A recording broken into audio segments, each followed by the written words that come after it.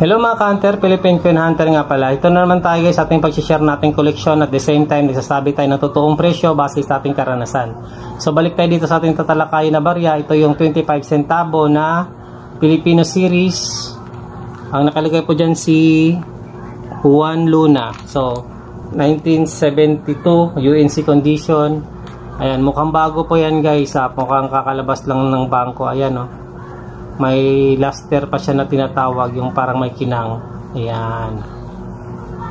Sa ganitong condition guys, UNC uncirculated condition, ang presyohan po nito is nasa 50 to 80 ang isa. Pero ito dati, bili ko kasi dito dati, alam ko 50 pesos lang. Nakaroll siya. Tapos 3 years ago. Ayan, Philippine Coin Hunter nga pala. Kung di pa kayo nakakapag-subscribe sa aking channel, please subscribe Philippine Coin Hunter. Happy hunting everyone. Paalam. God bless.